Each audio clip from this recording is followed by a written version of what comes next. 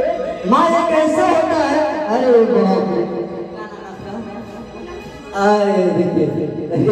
पूनम सिंह के पीटी की तरफ से आशीर्वाद दे दी जाओगे से।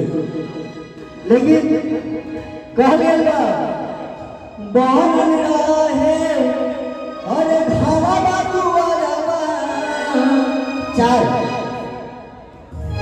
बहन रहा है और धावा बातू वाला अब बहन ले रहे भाई हरवा निशा दीदी का तारी आजकल के औरत चाहे पहले के औरत आजकल के अपना खातिर कुछ न मांगे माई से यह मांगेली कि हम सेहत सलामत रहे और जब भी घर पाए तो हमारे पत्नी को सजा के देखा तो बस वही देख के अपना छाती हंसत चले गए। कैसे गए बा बहन मांग रहा है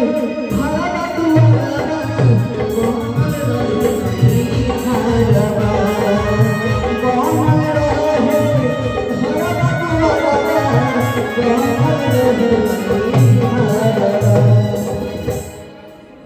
अरे ये है सिसिया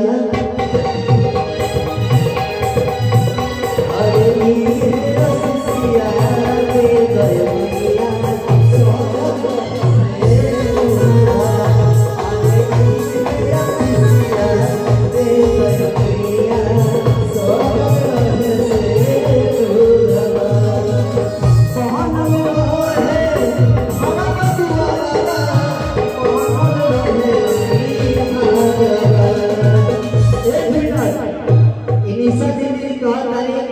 माई से बड़ा प्राप्त कर रहे हैं कि हमको कुछ नहीं चाहिए,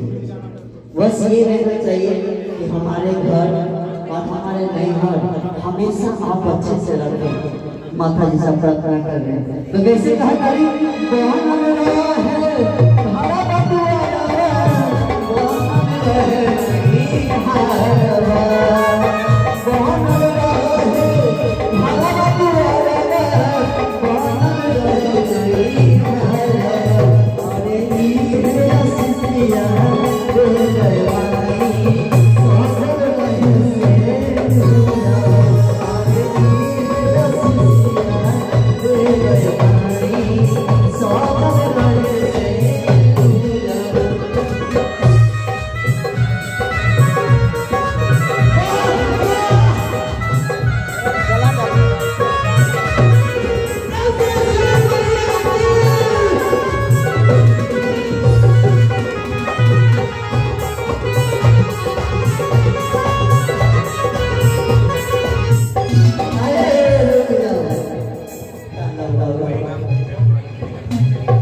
हिंदी का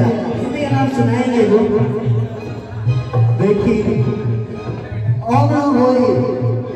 की हाथ दे तो और जब पॉकेट करूंगा 4 घंटा खेत खड़ी है गांव के मुंडे से बंद करवा के और मजा आएगा तो कैसे कर दिया पंद्रहवे नियमना में कौन सा रखवानी मेरे मुन्ना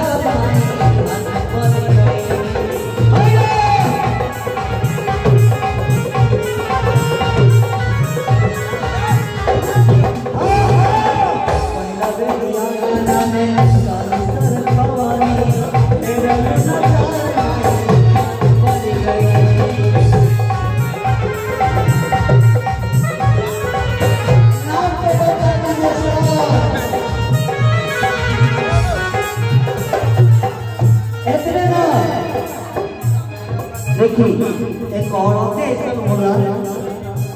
अपना खातिर कुछ न मांगेगा, बस अपना बेटा के खातिर बेटी के खातिर कहे दिए माई से कह तरीका माई